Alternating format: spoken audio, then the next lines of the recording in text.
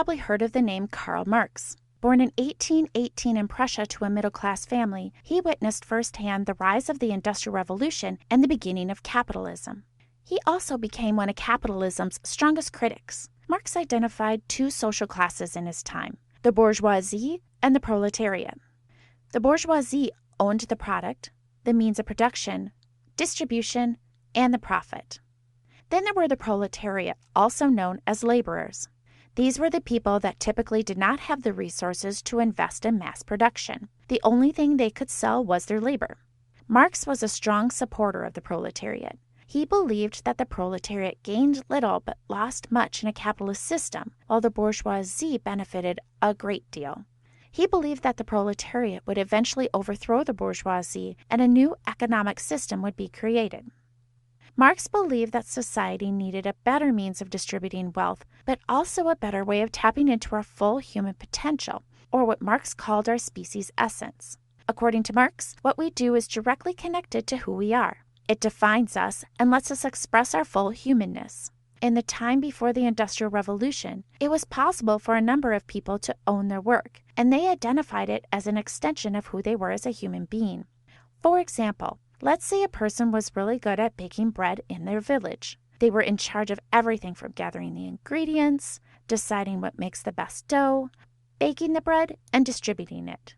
They were even in charge of their own hours, and they may have studied under a master bread maker. In this way, the bread was an extension of their being, and they were living their full human potential. According to Marx, that was not the case with capitalism. Under capitalism, the proletariat experienced what Marx called alienation. Alienation is the condition in which the individual is isolated from society, work, and the sense of self. Let's explore the 4 different types of alienation Marx discussed. The first is alienation from the product. In Marx's time and in today's modern world, we engage in a lot of mass production. In our capitalist system, people are often placed in positions where they are responsible for making a small part of the product or engage in a very specific job. Going back to the bread example, under a capitalist system, a person may be in charge of only adding flour, and the machines do the rest of the work. They are involved in no other aspect of making the bread. Today, many people work to make a product they do not own for other people to consume, with the purpose being to sell all of that product and make the maximum amount of profit. But who is the profit for? The profit is for the capitalist owner. The capitalist owner is in control of what is produced and how it is made. Therefore, there is little connection and sometimes little concern for the product. The second type of alienation is alienation from one's own labor.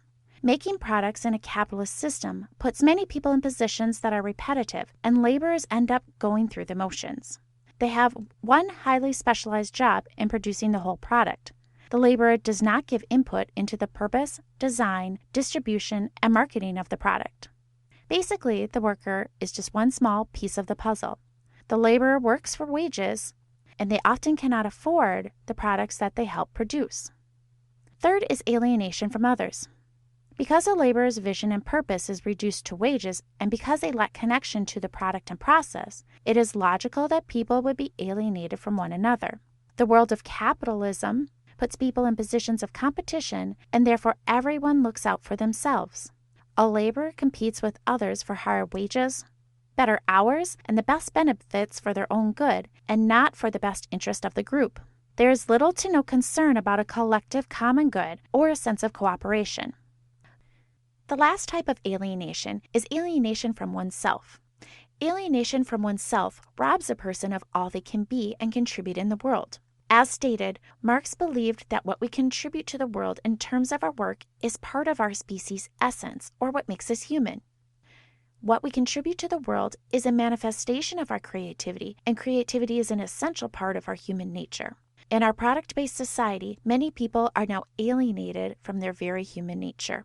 People lose their sense of self and who they are. We live to work rather than work being an extension of our being. In the end, we are not in control of our own lives. The truth is that alienation does not just relate to the time of Marx. With capitalism and factories spread so much throughout the world, alienation can exist anywhere today. So, Have you had work experiences where you felt alienated from the product or the process? What is one type of work in our modern society that, based on its design, demonstrates alienation? And how does not experiencing our full species essence impact society?